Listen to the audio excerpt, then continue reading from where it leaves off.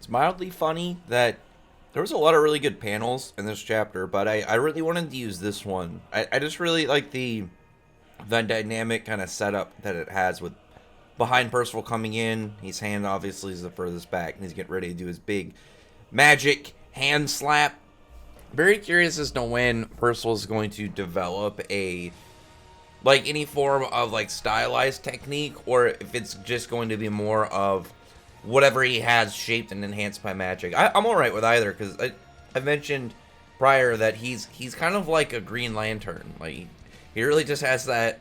He's just making all these shapes with magic. I mean, he's got his other small effects with it, but I mean, for the most part, now that's all he's really done at the moment. He's doing these big ass attacks, just big damage. Like he's not doing anything that outrageous. So I really would like to see something from Percival, maybe that will like direct where his whole moveset is gonna move during this fight. Maybe he'll get out the Ouroboros, like the little sword, and start using that. I think that that could be a very easy kind of like plus into the scenario. But Ironsides has the he has everything he needs. He sets up the ritual, and like this black mass starts coming out all over, and touching things within the town and turning it into monsters. I'm guessing the way that he's doing that is with the chaos power. I would assume, because it would make sense of like this weird distorted version if they're supplementing a way like that the Goddess Clan had initially, like with the chaos power, kind of like warping it in a way to meet their own ends and their own kind of inputs in this ritual. But I'm super hoping we find out more of what Sin is hiding in this, because there was wording in this chapter, obviously, like Anne's whole thing, she can tell if people are lying. She can like see like a certain amount of, like, it'll be like a layer of black over them to a degree of like how often they lie. Percival being completely clear, so he's it's a good differentiating point between like pure Percival and then like fully pitched black Ironsides. But Sin hiding something, we can tell that Sin is still like a little mysterious character. I can't tell if Sin is going to be just a talking animal or a character that it has turned into a talking animal for whatever reason. Because like Sin so far is like the mascot, but we don't know. Maybe Sin could just be some smart animal, kind of like how Hawk was. But I mean that's something to get in the future. Again, I'm hoping that at least some information on Sin is given within this arc, and it's not like we gotta wait to 50 plus chapters. I mean, it's not a big deal, but I would like to at least have some hinting exactly on Sin.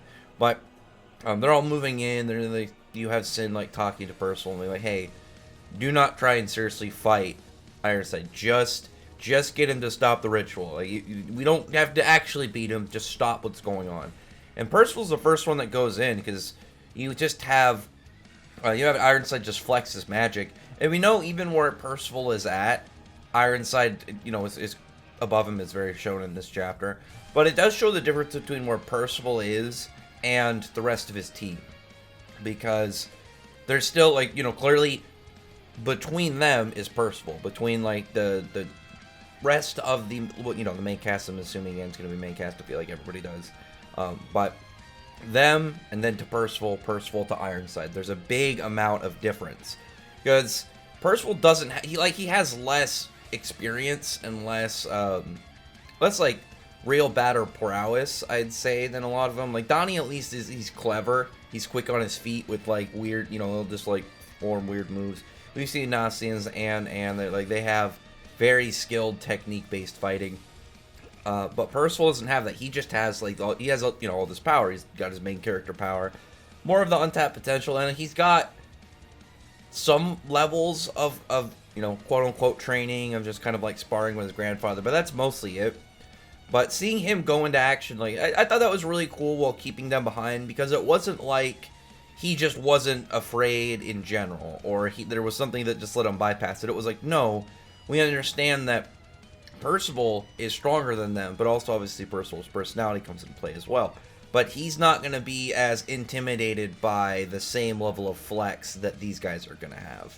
So I thought that was just really nice. It just gave some presence for both sides. You know, you let you understand that, you know, the area that Percival is in versus you know, his teammates, and it does set it sets an idea and a level of where his teammates are currently. So in the future, like, if, you know, we have some occurrence like this happen again and they're not as intimidated, you know, you could see you know, power growth, and just let's see like the fruits of like the events that will come between now and you know, this hypothetical future situation. But Ironside's looking pretty cool, like, as a bad guy. His helmet is very weird. That's the only thing I'll always see when I look at Ironsides. I don't know, maybe it'll be like something way cooler in the future. Like, if he has some form of form, maybe it'll look cooler with like a form upgrade. I don't know. It's not a bad helmet, but it just looks a little weird. But again, I do like the design. But we're, like, him having just his finger blade stuff, like in this chapter, was pretty cool. But I fully expect him to pull out some more magic and more different kinds of abilities. Like, when we have comments like, you know, oh, you know, he's not, like, Talisker was nothing compared to this guy just from his initial flex. It needs to follow up with, like, him having a moveset and display that is actually, like, gauging up to his height.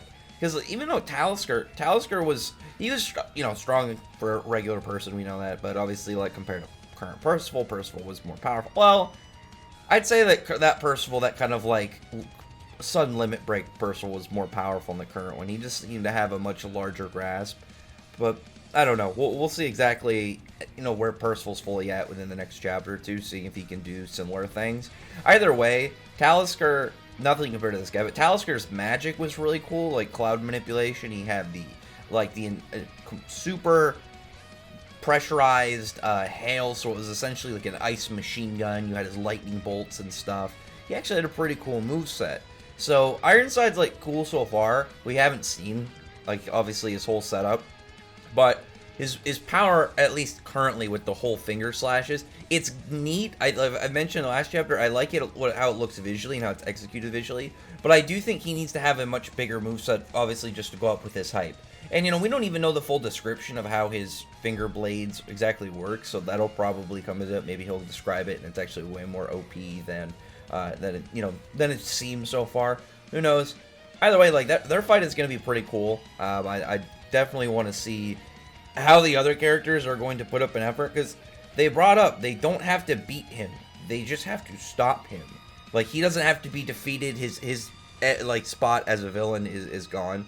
And that's what I was really kind of, like, unsure about when it came to this. It was like, well, are they going to, like, where's his hype and presence in the story going to go if they defeat him here? But it's like, oh no, we're not going to defeat him. We just need to prevent the ritual from going off. Made a lot of sense to me. Really, like, gave me some more, you know, just some more assurance for Ironsides in the future. Like, because the thing is, like, he's not just the starting villain, like the first bad guy really fought. Because the way that Nakaba had it set up, because usually, like, chapter 1 bad guy is like a fodder guy, where it's just like having the main character flex their powers. But instead, he decided to have the chapter 1 bad guy be Ironside, which was a bigger character, and then moved, like, the fodder guy a couple chapters in. When we got that, you know, just random displays of Percival's strength and stuff, like the big wolf and whatnot. Like, it was just like, to have character flex and whatnot. And to a degree, Talisker. I mean, sorry, Talisker, but to a degree. But Ironsides, because of that, he has a overarching kind of presence in the story, and not just from chapter 1, like, you know, having a thing about pretty much getting a vengeance for his, not like vengeance, but kind of just getting more of, like, on a justice side. I don't think Percival's gonna kill Ironsides, I would guess. I think he would just defeat him, but I don't really know. We don't know what Percival's gonna really do in that situation, at least currently. But it's also his dad, so he has, like, just a general much bigger, like, a much more personal character tie to give him more value. So him not being set up to, like, be beaten here is good. I do enjoy that. I like how that was presented, and them just charging in, getting ready for the fight. I mean, really, they kind of just met up like it was like a anime game cutscene where they kind of just, like, see the guy and they'll run and then they stop a good distance, instead of just, like, you know, rushing in, trying to take this guy out. Don't have a dramatic pause. Go in, kick this guy's ass. They just They stop. But I mean, with their case, like, they were intimidated. You know, they know this dude is powerful.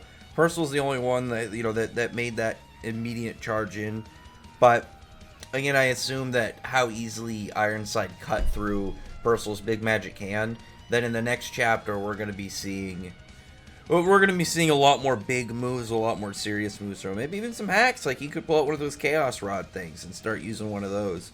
But anyway, other than that, though, it was a pretty fast read chapter. It was really like a couple scenes and how, like, just their general kind of like lower in context to the kind of like setting of the story right now. I really like again the way that it was when they mentioned, you know, him being way more powerful than Talisker just from that flex, them being, you know, intimidated enough that it really got to them for a moment, but Percival still going in. But you still see Percival is not, you know, not at level to mess with Ironside. It was a really good transition of short exchanges of dialogue and action that really just set an understanding of the stage of how this fight is going to go from the start. So I did really like that, and like I said, it gave a good ground spot, a good kind of area to gauge where the characters are strength wise.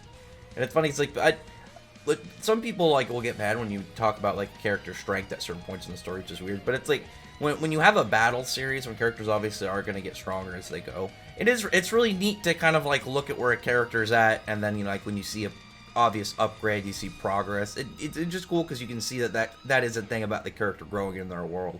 So I think it'll just be a good thing to take note of now. So anyway, other than that though, comment below, thumbs up the video, befriend the like button, subscribe button, and check out my other videos. Better than that, I appreciate everybody's already subscribed, and I thank you all for listening. Bye.